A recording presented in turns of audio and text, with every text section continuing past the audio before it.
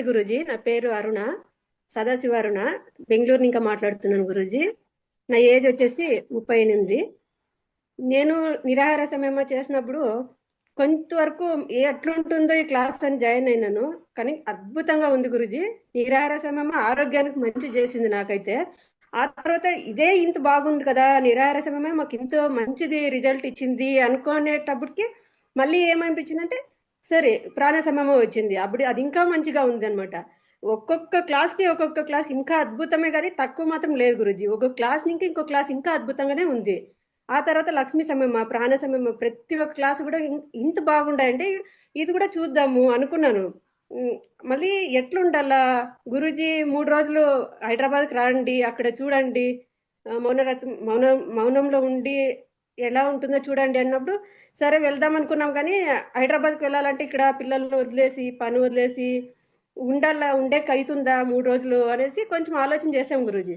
ఆ తర్వాత మీరు ఇంట్లోనే ఉండి చేయండి అంటే నేను అప్పుడు అనుకున్నాను 3 రోజులు ఇంట్లోనే ఉంటాను అంటే పనికి కూడా లీవ్ వేసేసి ఇంట్లో ఉండి చేద్దాం అనుకున్నాను.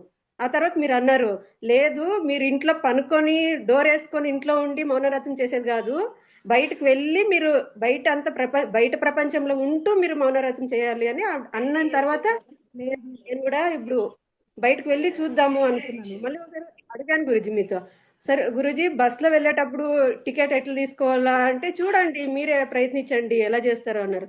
అప్పుడు నేను వెళ్ళేటప్పుడు ఎవరో ఒకరు ఫ్రెండ్ వస్తారు గురూజీ. అంటే ఇప్పుడు నేను ఎక్కడ దిగుతానో వాళ్ళు కూడా అక్కడే దిగుతారు. అప్పుడు నేను వాళ్ళకి చెప్పాను అనమాట, నేను మౌనరత్నం చేస్తున్నానంటే అప్పుడు వాళ్ళు కూడా టికెట్ అక్కడికే తీసుకుంటారు. అలా జరిగింది. మళ్ళీ వెళ్ళేటప్పుడు కూడా ఫ్రెండ్స్ ఎంతమంది ఇప్పుడు ఎదురుగా వస్తారు గురూజీ పనికి వెళ్ళేటప్పుడు. అప్పుడు ఊరితో కూడా మాట్లాడాల్సిన పరిస్థితి రాలేదు నాకైతే. స్మైల్ ఇస్తే చాలు వాళ్ళ ఊరికి నవ్వుతూ వెళ్ళిపోతారు, కానీ ఎందుకు నువ్వు మాట్లాడలేదు మా దగ్గర అని అడిగే వాళ్ళు ఎక్కరు కూడా లేరు. అంటే అక్కడ అనుకూలంగా అయిపోయింది అనమాట. 6 రోజులు ఉంటామా మేము ఉండగలగ అంటే ఫస్ట్ అయితే ఉండేవాళ్ళం కాదేమో, కానీ మీరు చెప్పారు కాబట్టి ఆ శివుని అనుగ్రహం ఉంది కాబట్టి మేము ఉండగలిగామని అయితే నేను అనుకుంటాను గురుజీ. నేను పనికి వెళ్తాను కదా, అక్కడ కూడా అంతే గురుజీ. ఎవరి దగ్గర కూడా నేను మాట్లాడలేదు, వాళ్ళు కూడా అందరూ అనుకూలంగా నన్ను ఎంత సంతోషపడ్డారంటే వాళ్ళు, అవునా మౌనరథం చేస్తున్నావా, మంచిది కానీ అనేసి వాళ్ళే నాకు ఎంకరేజ్ చేశారనమాట. మళ్ళీ బ్యాంక్ దగ్గరికి వెళ్ళాను, అక్కడ కూడా అంతే మా అమ్మాయి అంతా చూసుకుంది. ఏది కూడా నేను మాట్లాడాల్సిన అవసరమే రాలేదు నాకైతే. ఇంట్లో కూడా అంతే ఎవరి దగ్గర మాట్లాడలేదు.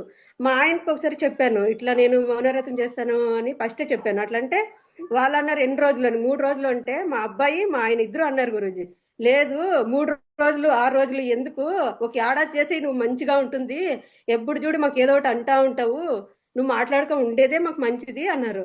అప్పుడు నాకు అనిపించింది ఎందుకు వీళ్ళు ఇట్లా అంటున్నారు అంటే, నేను వాళ్ళకి పదే పదే ఫోన్ చేసి మీరు ఈ పని చేయండి, మీరు ఇట్లుండండి, ఈ పని చేయండి అని పదే పదే చెప్పేదాన్ని. అందుకే వాళ్ళకి అది ఏమనిపించిందో, నేను ఒక ఏడాది మాట్లాడకపోతేనే బాగుంటుంది అని వాళ్ళకి మనసు కనిపించింది. అప్పుడు అనుకున్నాను నేను, అంటే నేను మాట్లాడితే ఎంత ఇబ్బంది పెడుతున్నాను ఎదుటి వాళ్ళకి అనేది నాకు తెలిసి వచ్చింది. అంటే నేను అనుకుంటున్నాను వాళ్ళకి ఏదో అన్ని చెప్పేసి మంచి చేస్తున్నాను నేను అనుకుంటున్నాను, అది నేనైతే చేయట్లేదు. నాకు అప్పుడు అర్థమైంది నేను మాట్లాడుకుని ఉండేదే మంచిది.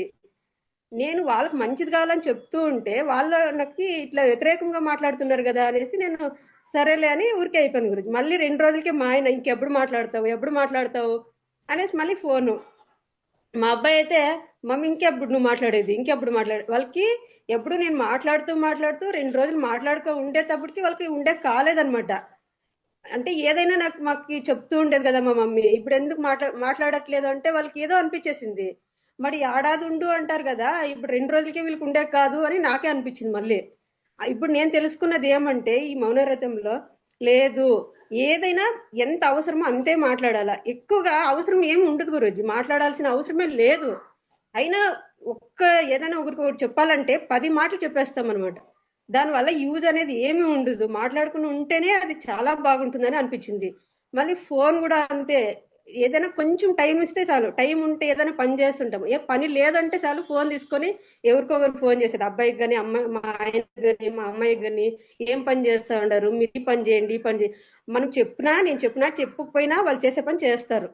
అది నాకు మళ్ళీ ఇప్పుడు అర్థమైంది అనమాట. నేను చెప్తేనే కాదు వాళ్ళు పని చేసేది, ఆ ప్రకృతి అన్ని అనుకూలం చేసేస్తుంది, వాళ్ళు చేసే పని వాళ్ళు చేస్తారు, నేను ఉండి చెప్పిస్తేనే కాదు అనేది నాకు అర్థమైంది. ఆ తర్వాత ఎక్కువ మాట్లాడి మాట్లాడి ఎనర్జీ ఎక్కువ వేస్ట్ చేసేస్తున్నాను గురూజీ నేనైతే. అంటే వీళ్ళు చెప్తే నా మాట అంటే చెప్పేదాన్ని ఇంకా వీళ్ళకి మంచి మంచి అనేసి నేను అనుకుంటున్నాను. అది మంచి అయితే కాదు అనేది ఇప్పుడు అర్థమైంది. ఎంత తగ్గిస్తే మాట్లాడేది అంత మనకు మంచిదైతుంది. వాళ్ళకు కూడా మనం ఇబ్బంది పెట్టే వాళ్ళం కాకూడదు కదా అనేది నాకు ఇప్పుడు బాగా అర్థమైంది గురూజీ.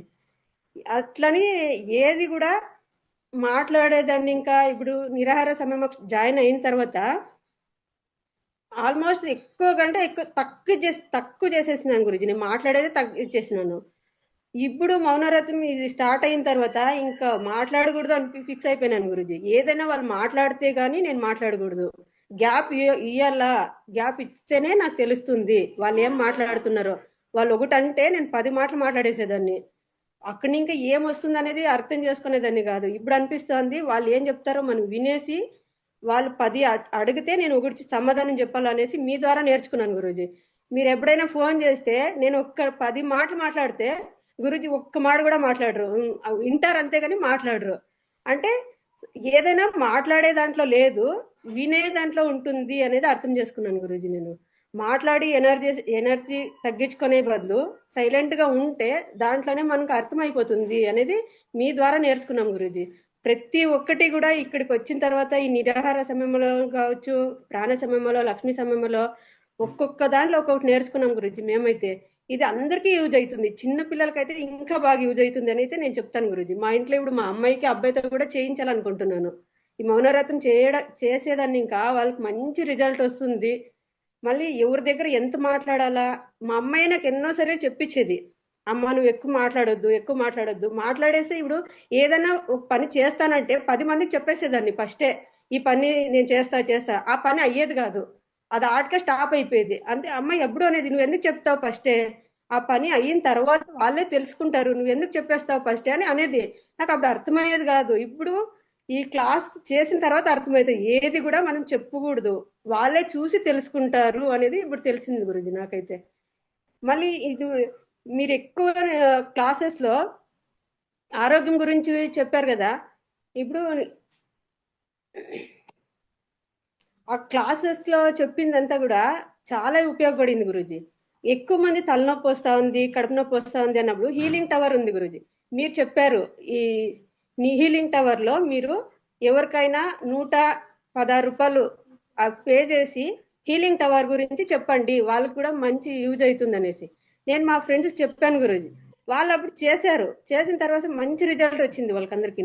అంటే ఈ నిరాహార సమయంతో ఇంకా మేము ఈ క్లాస్కి వచ్చి ఏడాది ఒక 12 నెలలు అవుతుంది గురుజీ. అప్పటి ఇంకా ఇప్పటి వరకు ప్రతి ఒక్క క్లాసు కూడా మాకు చాలా ఉపయోగపడింది గురుజీ. అందుకనే ప్రతి ఒక్కరు చేసి వాళ్ళు మంచి ఆరోగ్యం కావచ్చు, వాళ్ళ ఇంట్లో ప్రతి ఒక్కటి కూడా మంచి చేసుకోవాలని కోరుకుంటాను గురుజీ. నేనైతే చాలా మంచి రిజల్ట్తో ఉన్నాను గురుజీ. మా ఇంట్లో అయితే చాలా వాతావరణం చాలా మారిపోయింది. ఎంత అంటే చెప్పలేను గురుజీ. అదైతే మీరు కానీ దొరకలేదని అంటే ఈరోజు నేను ఇక్కడ ఉండేదాన్ని కాదు, ఇంత మంచి లైఫ్ నేను లీడ్ చేసేదాన్ని అయితే కానే కాదు అని అనిపిస్తుంది గురుజీ నాకైతే. చాలా మంచి తీసుకెళ్తున్నారు గురుజీ మీరు క్లాసెస్ మాత్రము. ఒక్క క్లాస్ అయిన తర్వాత ఒక క్లాసు ఇంత మంచి రిజల్ట్ ఉంటుంది అని నేను ఎప్పటికీ అనుకోలేదేమో. ఒకటైనా ఇంకోటి ఇంత మంచి మంచి క్లాసెస్ ఎక్కడ దొరకట్లేదు గురుజీ. ఎవరు ఎక్కడ ఎదుగునా కూడా ఇవన్నీ కూడాను మీరు చెప్పే ప్రతి ఒక్క మాట కూడాను ఒక్కొక్కరు చెప్పిందే, కానీ వాళ్ళు చెప్పేసి వదిలేశారు. మీరు అది రియల్ లైఫ్ లో మీరు చూపిస్తున్నారు, మీరు చేసి అందరితో చేయిస్తూ దాన్ని ముందుకు తీసుకువెళ్తున్నారు గురూజీ. ఇది ఎప్పటికీ మీరు ఇంకా ఇలాగే ముందుకు తీసుకువెళ్ళాలి, ఎంతో మందికి ఉపయోగపడాలి, మేము అందులో మేము కూడా ఉండాలని కోరుకుంటున్నాం గురూజీ. Thank you Guruji.